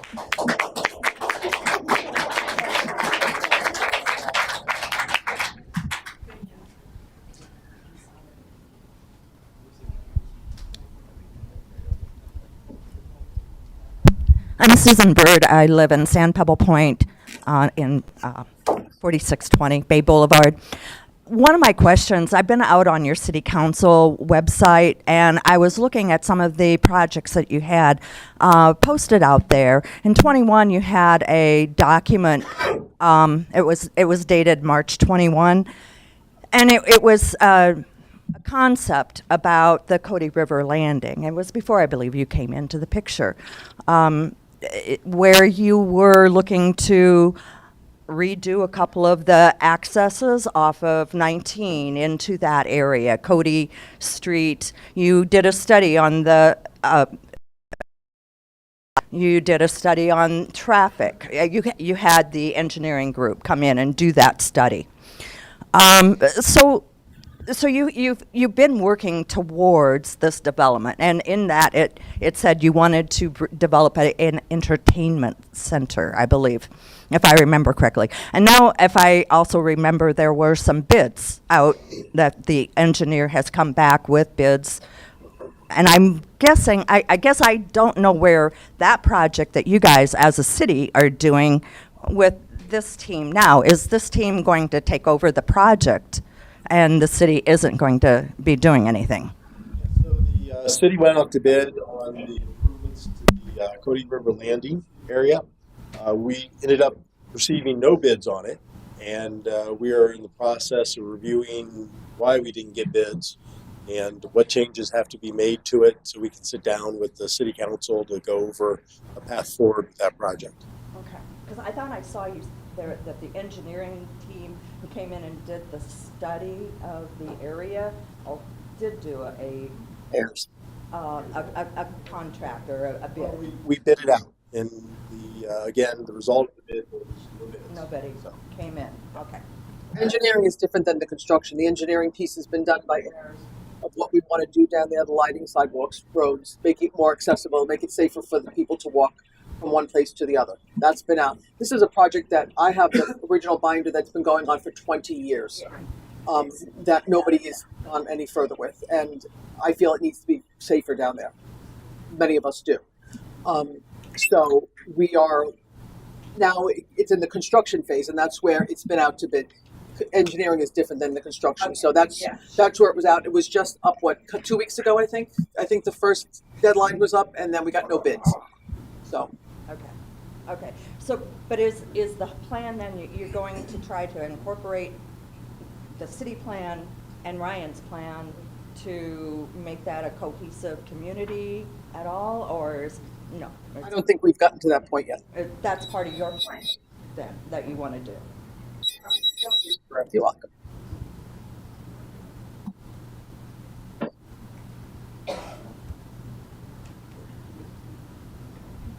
Is there anyone else that would like to ask a question?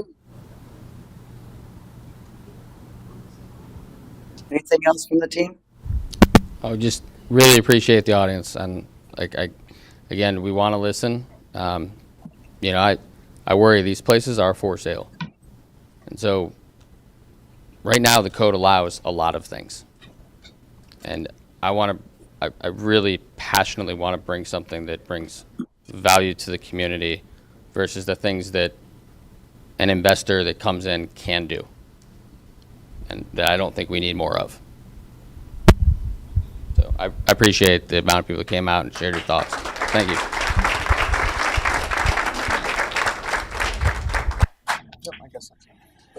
We want to thank you all for coming, and there will be more meetings. Motion to adjourn. Second. All in favor? Aye.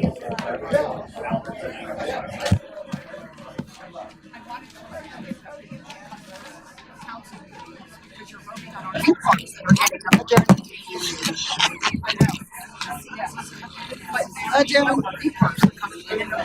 Oh, yeah. That's my point.